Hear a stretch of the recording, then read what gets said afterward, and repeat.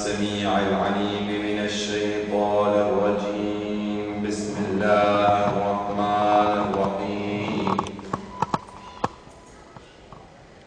الحمد لله رب العالمين، وصلى الله على أشرف الخلق وأعز المرسلين، العبد المؤيد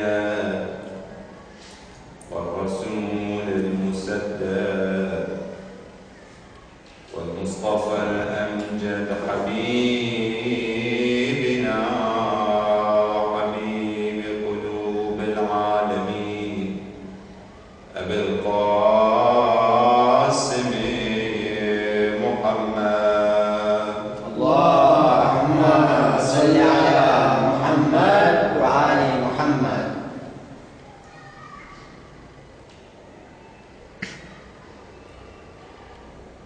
ولايتي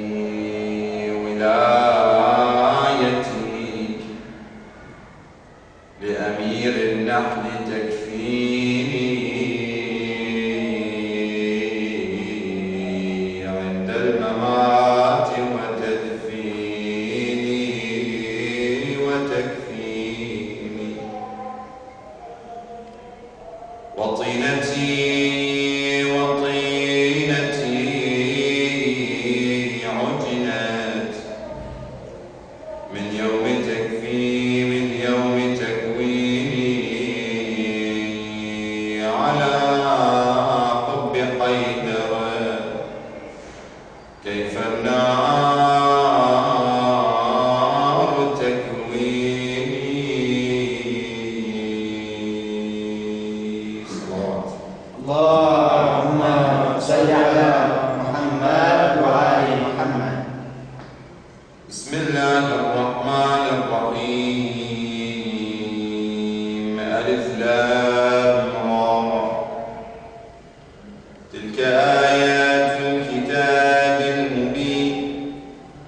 إنا أنزلناه قرآنا عربيا لعلكم تعقلون. نحن نقص عليك أحسن القصص بما أوحينا إليك هذا القرآن، وإن كنت من قبله لمن الغافلين. إذ قال يوسف لأبيه يا أبت إني رأيت 11 كوكبا والشمس والقمر لي رأيتهم لي ساجدين.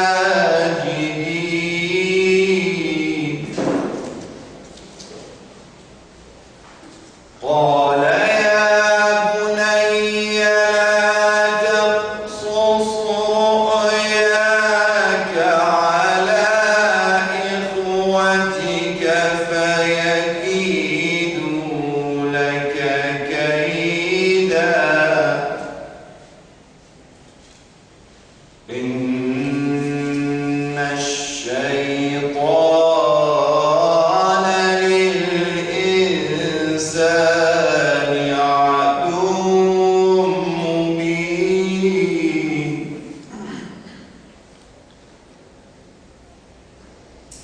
Comme Joseph dit à son père, oh mon père, j'ai vu 11 étoiles,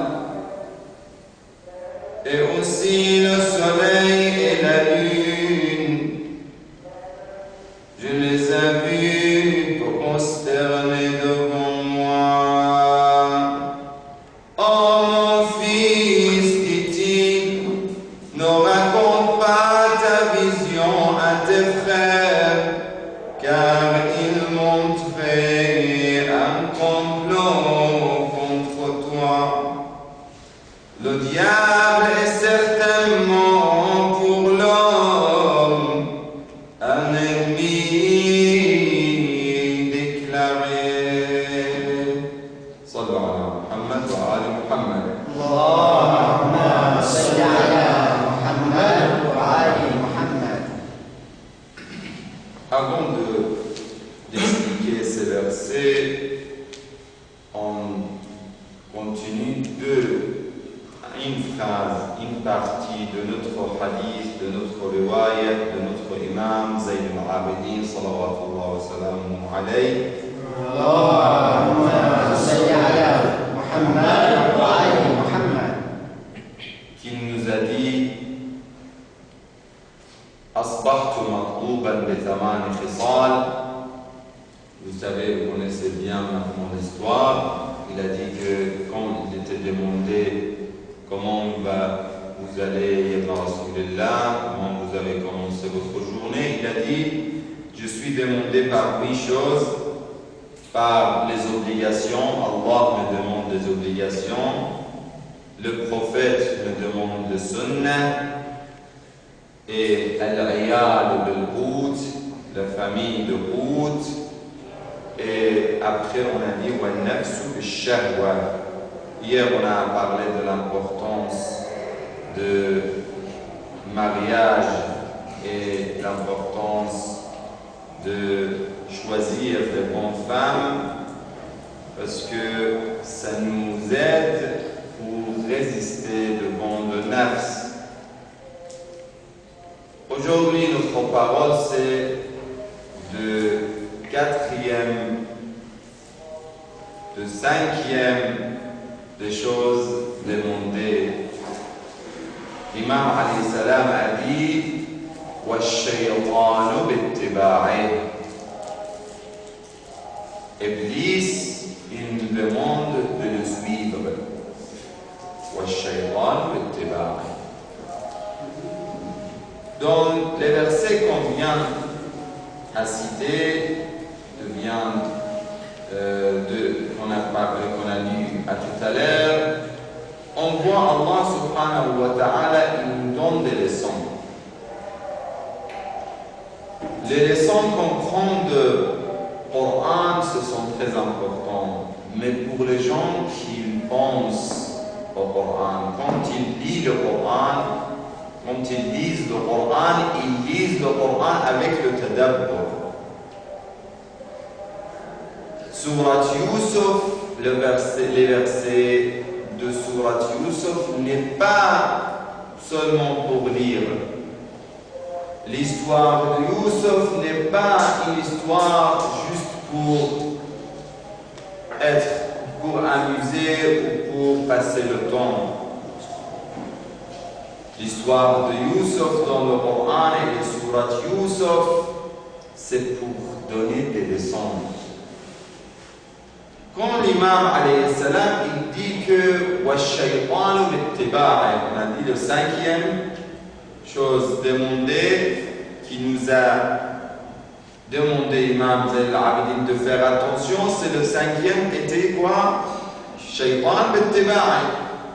Iblis nous demande de le suivre. Bon, quand Iblis nous demande de le suivre, comment on soit à l'aise? On vit à l'aise, calme, c'est comme il n'y a rien, il n'y a pas d'ennemis. Nous, on vit comme on n'a pas des ennemis dans la vie. C'est bien de ne pas avoir des ennemis. Mais dans ce dunya, dans ce bas monde, on a des épreuves. Allah a mis l'être humain dans ce bas monde avec des épreuves, avec des examens, avec des tests. Dans les examens, on a des choses, des questions difficiles, des questions faciles. On a plusieurs manières de questions. La même chose dans la vie, on a des épreuves difficiles, des épreuves faciles, mais on a des épreuves. Une des choses qui nous empêche à continuer notre chemin vers Allah, c'est Iblis.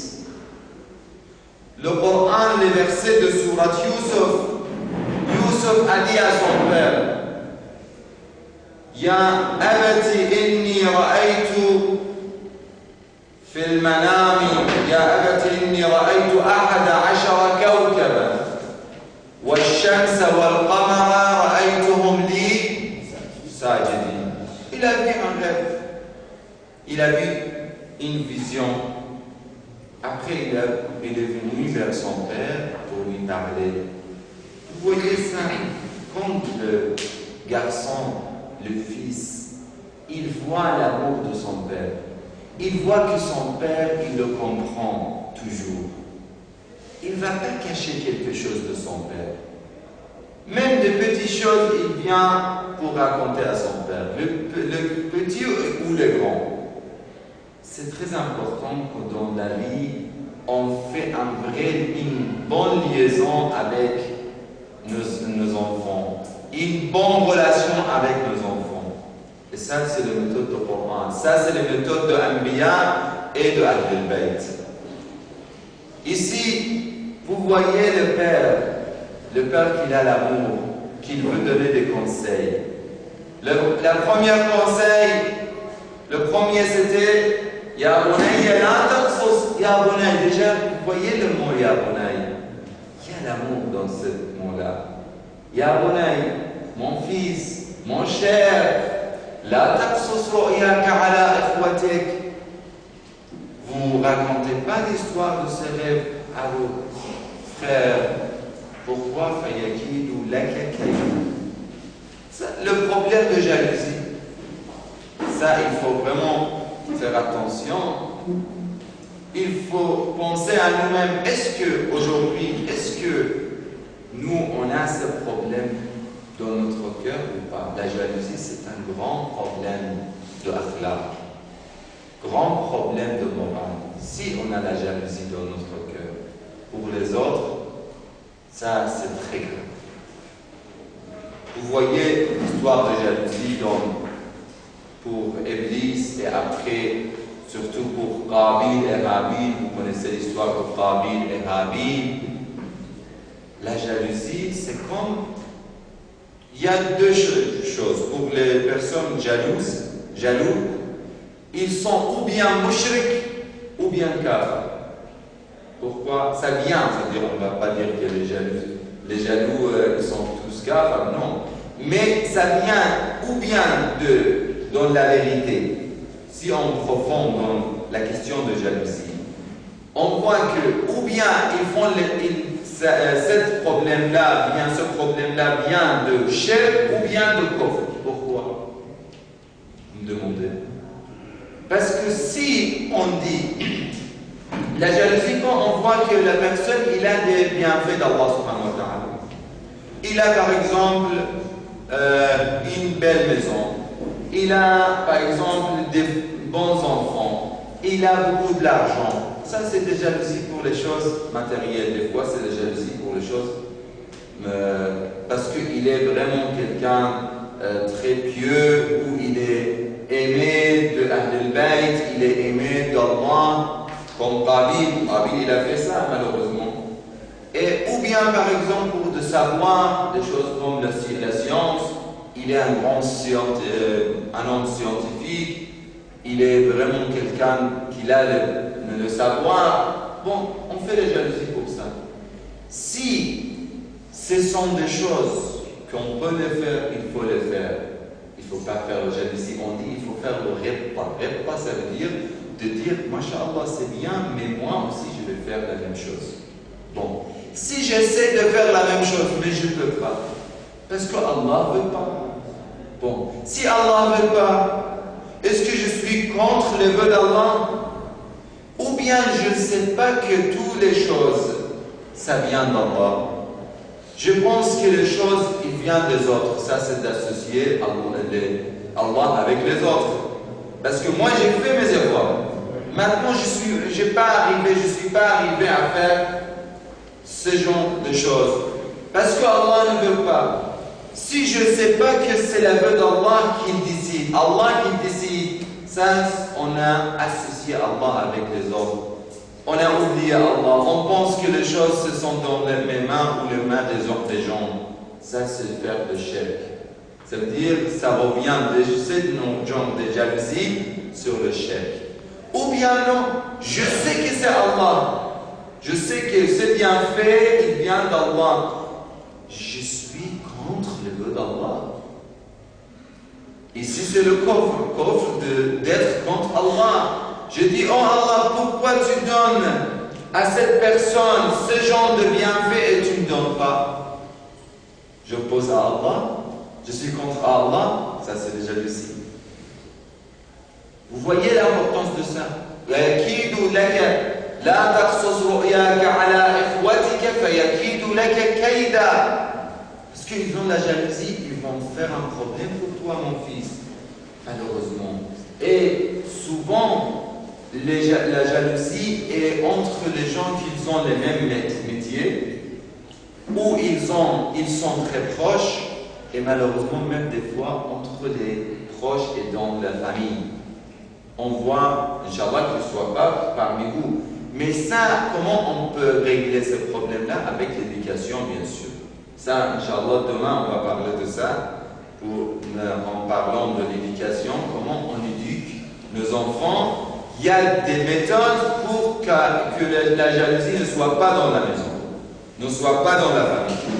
Mais quand il y a ce genre de problème, il faut savoir que c'est pour sortir ces genres de choses. Il faut lire le Coran, il faut voir l'histoire de Qabil et Habil. Il faut voir que le bon cœur nous donne la valeur dans la société. Vous voyez, vous connaissez peut-être l'histoire de Jordan.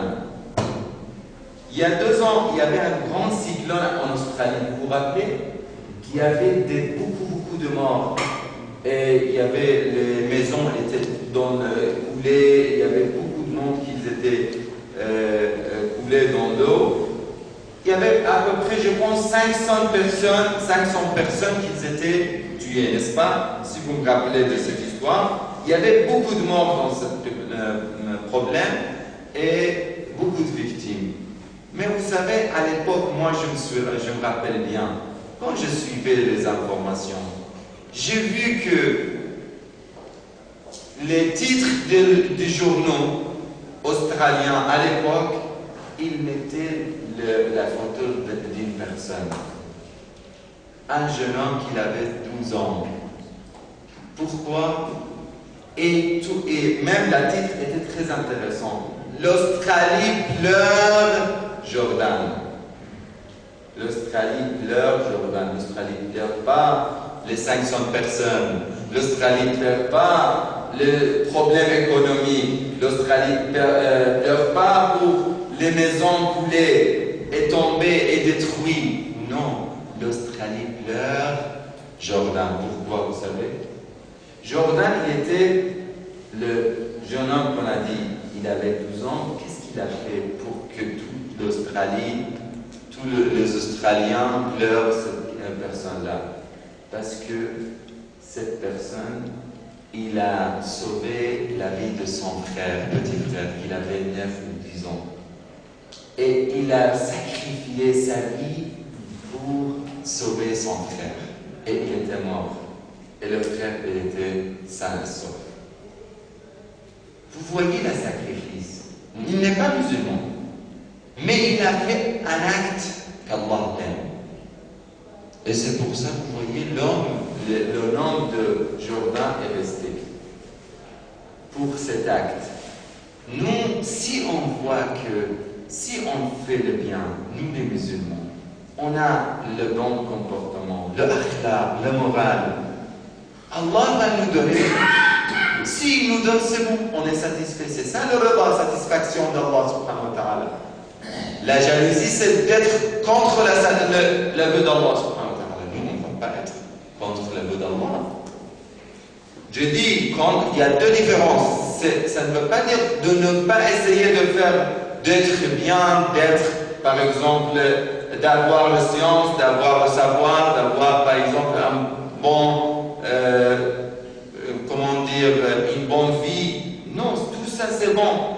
Mais le plus important, à la fin, quand on fait les efforts, si on n'arrive pas, on ne soit pas jaloux envers de quelqu'un d'autre. Vous voyez, les jaloux, ils tuent, ça veut dire ils font mal à eux-mêmes, pas à l'autre. La jalousie, c'est une maladie que la personne lui-même, il sera en problème, pas les autres. Lui, il va être triste, il va être malheureux pour la joie des autres. L'autre, il est joyeux, l'autre, il a le bonheur, et moi, je suis triste. Ça, c'est la jalousie. Quelle maladie! C'est vraiment une maladie qui est très grave. Il y avait une personne, il était aussi jaloux de quelqu'un. Il avait fait le hasad de quelqu'un sur quelqu'un. À un point, à la fin, il n'a pas supporté. Et chaque fois, il essayait de faire le problème pour l'autre, mais il n'a pas pu. À la fin, il a dit la meilleure solution pour se venger de cette personne. C'est comme il y a une guerre entre eux, malgré que l'autre, il n'a rien avec lui. Il a dit à la fin à son esclave, à l'époque, il a dit à son esclave, tue-moi et prends mon cadavre dans la maison de l'autre personne pour que les gens pensent que lui, il m'a tué. Vous voyez? On parlait de cette histoire, si c'est vrai ou pas, je ne sais pas. Mais la jalousie, il arrive à ce point-là. Il arrive à un point qu'il y avait un roi, ils l'ont ramené deux personnes. Ils ont dit, ça, c'est le pire des jaloux et c'est le pire de Adam. Il a dit, moi, je vais donner deux fois pour un parmi vous. Ça veut dire, si je donne quelque chose à un parmi vous, je vais donner deux fois à l'autre. Vous voyez, le radin, toujours, il veut de l'argent, toujours. Lui, il veut de l'argent, mais le jaloux, vous savez, il a demandé de l'argent. Il a dit, de toute façon, tu me donnes de l'argent double de cette personne. Le jaloux, il a dit, non, tu me prends un de mes yeux. Tu prends un de mes yeux, tu sors un de mes yeux. Vous voyez, imaginez, parce que s'il prend un de ses yeux, il va prendre deux yeux de l'autre. Vous voyez la jalousie.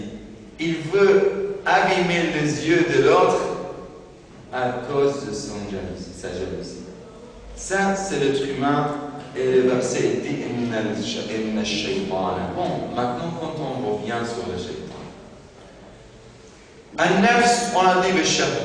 Le nafs, il nous demande le shahwa, les désirs, de suivre le désir. Dans Surat Yusuf, on prend des leçons de shahwa et de nafs. Inna nafsa la ammaratun bisu illa ma rahima rabbi. Bon, pour le shaytan, il dit dans ce surah, Inna shaytana lil insani aduwwun mubin. L'imam al-Sadiq, salawatullah wa salamuhu alayhi,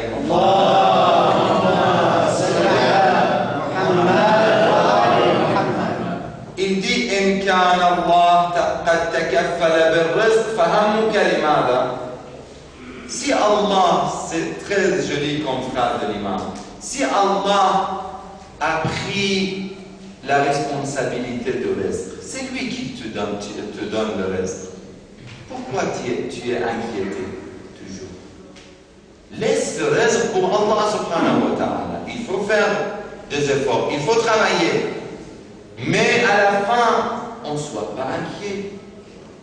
Après, il dit وَإِنْ كَانَ الْمَمَرُ عَلَى الصِّرَاطِ فَالْعُجْبُ لِمَاذَا? Et si on va passer le sirat, on aura un sirat pour passer, c'est pas quelque chose de facile. C'est très dangereux, c'est très important. Et lui, qu'est-ce qu'il dit? L'imam il dit إن كان العبور على الصراط أو الممر على الصراط, on va passer le sirat. فالعجب لماذا? Pourquoi tu es orgueilleux? L'imam Amir al-Mu'minin Ali alayhi salam, Allahumma salli ala Muhammad, il dit mal ibn Adam wal fakhr. Pourquoi l'être humain est orgueilleux. أوله جيف أوله نطفة. Il commence avec le nutfa. Vous connaissez le nutfa. وآخره جيف. À la fin, c'est un cadavre avec des mauvaises odeurs qu'il va être avec la situation que vous connaissez, que le ver de terre vient pour le manger. Et entre les deux, pour montrer comment dire, la faiblesse de l'être humain, et pour lui dire il ne faut pas être orgueilleux, il dit, et entre les deux, comme on est vivant, on porte toujours des saletés avec nous. Vous voyez, l'être humain, il porte toujours des saletés avec lui. Pourquoi l'orgueil? Après l'imam a dit وَإِنْ كَانَ لِلشَّيْطَانِ وَإِنْ كَانَ الشَّيْطَانَ عَدُوًّا فَالْعُجْبُ لِمَاذَا. Si Iblis est votre ennemi, pourquoi vous êtes excusez-moi, pourquoi vous ne faites pas attention? Nous, malheureusement, c'est comme on vit comme l'Église n'existait pas. Yaqub alayhi salam, il donne des leçons à Yusuf alayhi salam. Il dit, faites attention mon fils, votre vrai ennemi, ici c'est, on peut dire, l'ennemi, comment on fait par exemple, l'ennemi logique, si on peut le dire. Je dis, c'est comme ennemi logique. C'est pour connaître l'ennemi. Comment on peut connaître nos ennemis? Si on regarde dans les versets, on voit Yaqub, il veut donner des leçons d'ennemologie à son fils Youssef. Qui est votre ennemi? Qui est votre ami? Comment on fait le combat avec notre ennemi? Il faut donner des leçons à nos enfants. Quels sont les points de force de nos ennemis? Quels sont les points de faiblesse de nos ennemis? Comment on fait le combat avec un ennemi, un adversaire? Donc les sportifs, ils connaissent ça. Quand on fait un combat, il faut connaître les points de force et les points de faiblesse dans notre adversaire, n'est-ce pas? Et ici, quand on sait que l'Église est un ennemi, un vrai ennemi, qu'il vit toujours avec nous. Si votre ennemi, vous imaginez, à la maison, chez vous, vous voyez que votre ennemi, il est avec vous. Est-ce que vous dormez tranquillement? Et s'il est le vrai ennemi, c'est pas, par exemple, quelqu'un qu'on n'aime pas, quelqu'un qu'on déteste, non. Un vrai ennemi, quelqu'un qui tue, un criminel, par exemple. S'il dort avec vous à la maison, on ne peut même pas dormir, n'est-ce pas? Nous, on dort très calmement, tranquillement, et Iblis, il n'est pas seulement à la maison, il est ici.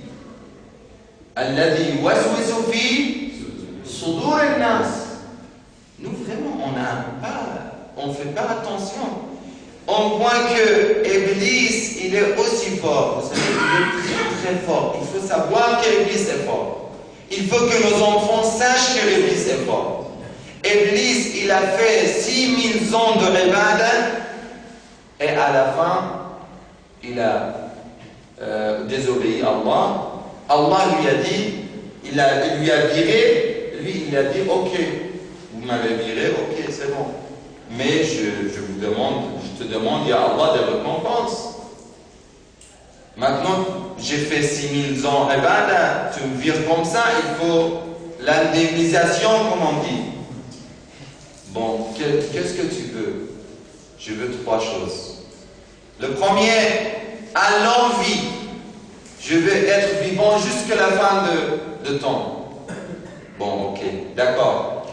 La deuxième chose, je te demande de me laisser un loge dans le corps des êtres humains. Sudur an-nas, dans la poitrine. Je veux bien être à l'intérieur. Ok, ça je te donne. Je vais égarer tes serviteurs et les fils d'Adam.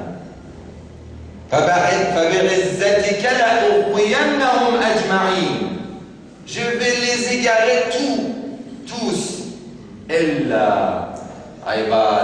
Il sait, parce qu'il sait les conditions. Il sait que Allah ne va pas lui laisser de faire le jabr, de obliger les gens à être égarés.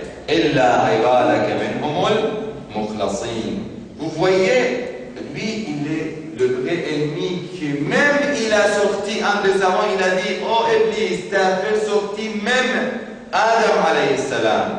C'est pas facile à faire la guerre avec Iblis. Vous voyez, dans la guerre avec Iblis, je vais dire en bref, Inch'Allah, on n'a pas beaucoup de temps, ce qu'il a comme point de force et ce qu'on a, nous, comme point de force. Le point de force d'Iblis, pour les jeunes, je commence avec la télévision. Vous voyez aujourd'hui, la télévision, il peut être quelque chose de serviable, quelque chose qui nous aide, qui sert nos enfants et les jeunes, mais il peut être en général quelque chose qui perd le temps, sauf même si on ne parle pas des choses mauvaises qui sont dans les télés. On ne parle pas des programmes. Il y a quelques jours, j'ai parlé avec certains jeunes, c'était le samedi soir dans le programme de jeunes. J'ai dit qu'il y a des grandes personnalités. Il y avait une fois même, il y avait une interview avec un chef de télévision en France, un des plus importantes télévisions, des chaînes en France. Il a fait une interview avec quelqu'un. Lui, il lui a demandé, on a entendu que vous n'avez pas une télé chez vous. Est-ce que c'est correct? Est-ce que c'est vrai? Lui, il a changé la question, il a changé les paroles pour ne pas répondre. Parce qu'il n'avait pas une télé chez lui. Il y a des grands avocats, des grands médecins, des grandes familles, je connais en France et en Amérique, ils sont connus, ils n'ont pas une télé chez eux. Parce qu'il y a une grande différence entre les gens qui cherchent les informations eux-mêmes, qui lisent. Les gens qui lisent, les gens qui pensent, et les gens qui eux-mêmes choisissent les informations, avec les gens qui captent de la télé, ce que les autres veulent diffuser. Il y a une grande différence, il faut faire attention. Et même aujourd'hui, on voit, même pour les enfants, les programmes pour les enfants aujourd'hui et pour les jeunes, c'est pas comme avant. Les dessins animés, c'est pas comme avant. Avant, au moins, même si on ne parle pas de l'islam, on parle maintenant, même les non-musulmans, ils parlent de ce genre de choses. Ils se plaignent de ce genre de choses. À l'époque, on avait, par exemple, des dessins animés comme les histoires, on faisait des histoires et des contes de Hugo, comme Les Misérables ou les autres histoires mondiales, les choses qu'on trouve l'humanisme dedans. Mais aujourd'hui, qu'est-ce qu'on trouve?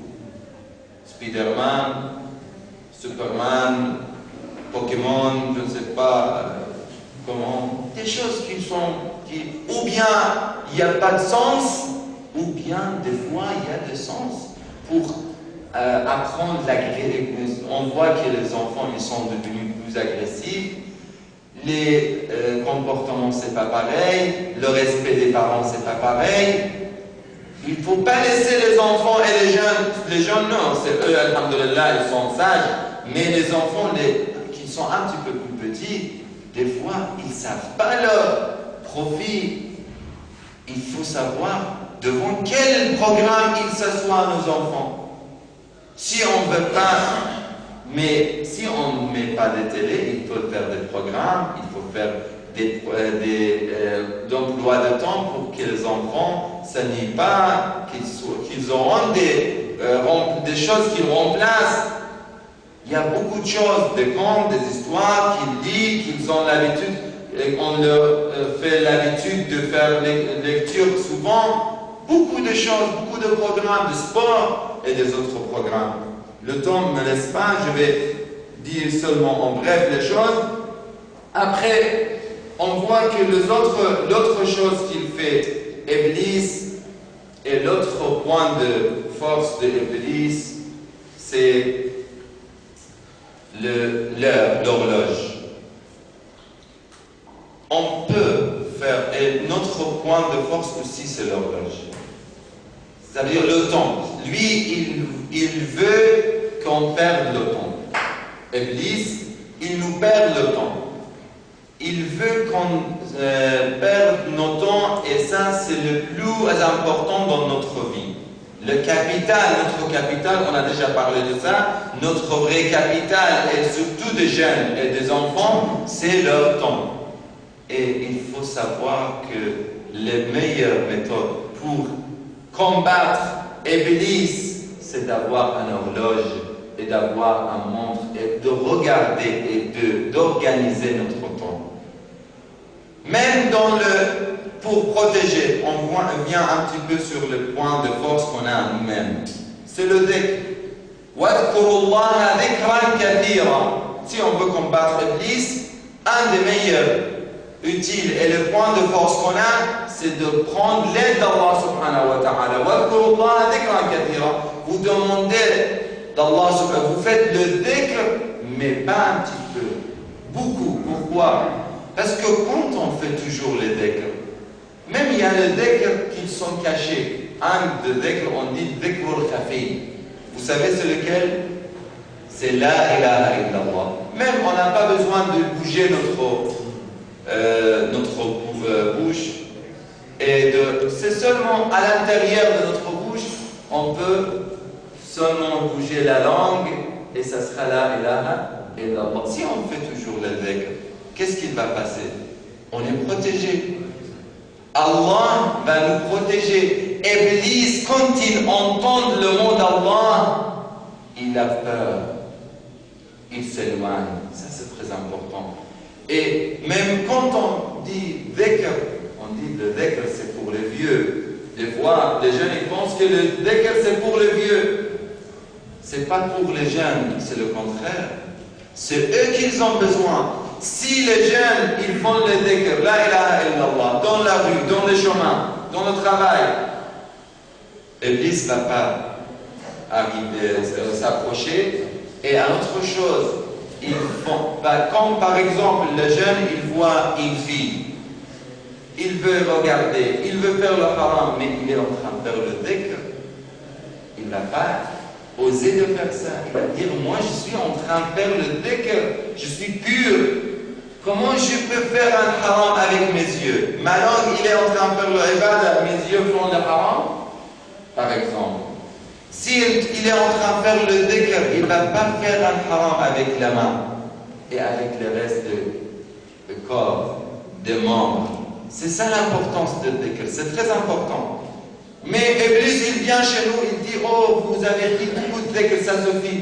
Vous voyez maintenant, si vous dites 100 fois Ya Allah, peut-être on n'a pas de temps pour le faire ensemble. Mais après, vous comptez. Vous faites 100 fois Ya Rabbi, Ya Rabbi, Ya Rabbi, Ya Rabbi, Ya Allah, Ya Allah, Ya Allah, Ya Allah. Ou La ilaha illallah. Mais Ya Rabbi, 100 fois, ça ne prend pas une minute. Ça ne prend pas une minute. Nous, on perd des centaines de minutes, des dizaines de minutes, des centaines de minutes.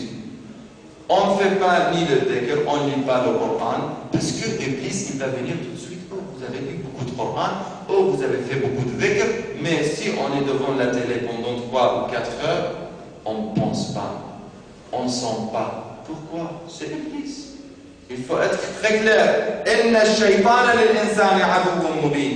Après, aussi, un des points de force de l'Iblis, c'est le mal. On dit, Amir al-Mu'minin, Imam Ali alayhi salam,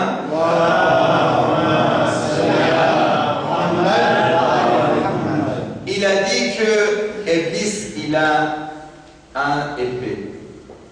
L'épée de Iblis, c'est le nisa, c'est les femmes, les shahwa, les désirs des femmes vers les femmes. Pas d'aimer, d'avoir l'amour vers les femmes, ça c'est pas interdit. D'aimer les femmes, c'est bien, mais dans les règles, d'aimer par exemple, de faire le mariage, on a dit c'est très important. Et d'aimer notre femme, c'est bien. Mais le parole, ça veut dire le désir vers les femmes, qu'il n'est pas dans les règles. Ça, il est saïfou Iblis, l'épée de l'Iblis.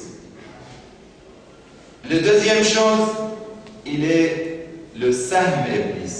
Il dit l'argent c'est sahm Iblis, c'est le flèche de l'Iblis. L'argent, l'amour de l'argent. La troisième chose, c'est le piège de l'Iblis, c'est l'alcool. Le piège de l'Iblis. Trois choses. Pour l'argent, on voit la plupart des gens, malheureusement, Iblis, il peut le garer par l'argent. Je vous donne un exemple, une histoire de Bani Israël. Il y avait quelqu'un, un Abed, un grand adorateur, Abed Zahid, dans Bani Israël. Il faisait toujours le ibadah. Un jour, il a entendu qu'il y a un arbre qui est devenu sacré et tout le monde part pour faire l'adoration et pour adorer l'arbre. Il a dit c'est impossible, moi je suis vivant et les gens commencent à adorer l'arbre, je ne laisse pas ça. Il a pris l'âche et il est parti vers l'arbre pour le couper. Dans le chemin, Iblis est venu. Il a dit, où vas-tu? Il a dit, je vais couper l'arbre. Il a dit, mais je suis vivant et je vous laisse de couper l'arbre. C'est là que je peux égarer les gens par cet arbre. Tu veux le couper? Il a dit, oui. Ils ont fait un combat. Et si le combat commence, et un petit peu, cet adorateur, il était au-dessus de l'Église et un petit peu, il changeait la situation. À la fin, il a pu lui frapper et lui mettre au-dessus de ses pieds. Il a dit, ok, c'est bon. Qui l'adorateur? Il a dit, Iblis, tu vois, je peux te mettre sur terre. Et maintenant, je vais partir pour couper l'arbre. Iblis, il a dit, attends, je suis d'accord. Tu es le plus fort, tu as gagné, et tu as le droit à couper l'arbre. Mais, je te demande quelque chose très simple. Il a dit, oui, demande. Il a dit, si tu laisses quelques jours seulement, moi, je vais te donner chaque jour, le matin, je vais mettre un dinar, c'est-à-dire une pièce d'or au-dessus de votre oreiller. Quand vous vous élevez, vous allez voir un dinar à côté de vous. Il a dit, ok, c'est très bien. Mais après, il a dit, le jour que tu veux, tu peux couper. Mais au moins quelques jours, je mets des dinars pour toi, des pièces d'or pour toi. Il a dit, ok. Le premier jour, il est parti. Il est revenu, il n'a pas coupé l'arbre. Il est revenu et il est rentré. Le matin, il a regardé, oui, c'est vrai, il y a une pièce d'or. Oui, Iblis, il dit la vérité, je ne savais pas. Le deuxième jour, la même chose. Le troisième jour, il a vu qu'il n'y a pas de pièce d'or. Il a dit, oh là là, il m'a menti, Iblis. C'est normal. Dans le Coran, il dit, il monte, il manipule, il fait tout. Il est parti, il a pris le hache, et il est parti vers l'arbre pour couper l'arbre. Ici, Iblis, il a dit, où tu vas? Il a dit, je vais pour couper l'arbre. Il a dit, mais je ne te laisse pas. Ils ont fait un autre combat. Cette fois-ci, Iblis a gagné. Il a mis l'adorateur au-dessus de ses pieds et il a dit que, tu vois, j'ai gagné cette fois-ci. Il a dit, mais pourquoi? Il a dit, parce que la première fois, tu as fait le combat et tu étais venu pour Allah. Parce que tu as coupé l'arbre pour Allah. Mais cette fois-ci, tu es venu pour le dinar, pour le pièce d'or, et pas pour Allah.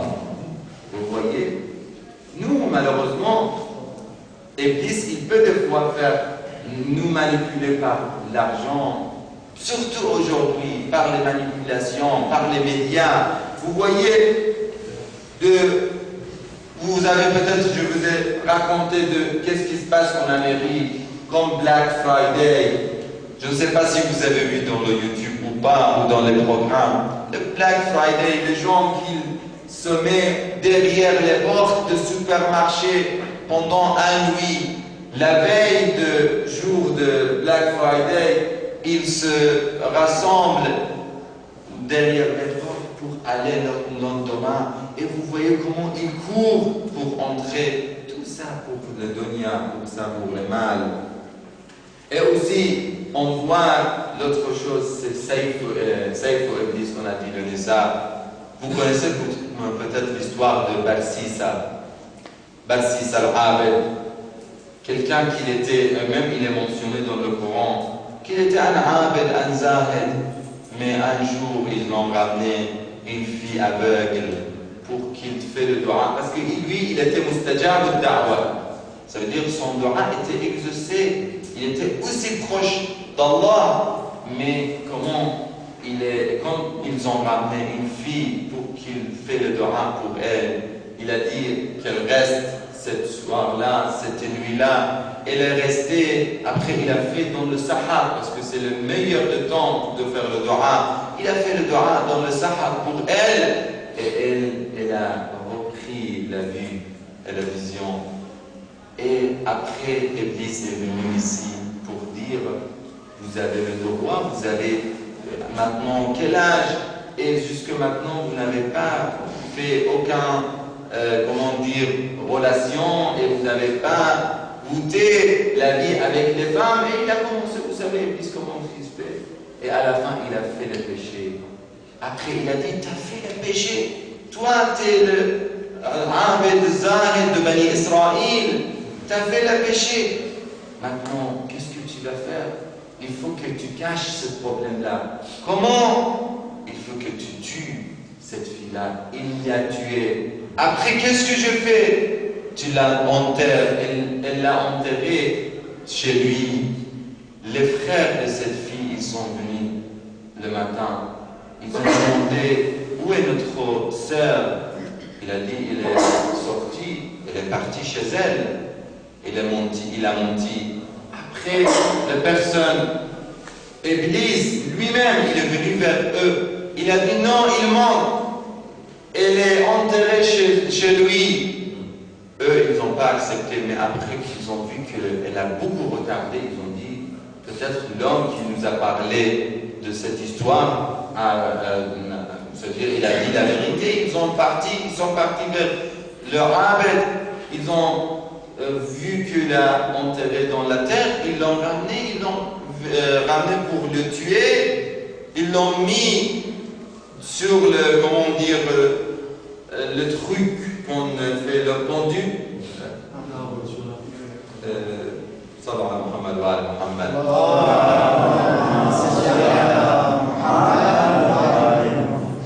Il voulait le faire tuer avec le fil.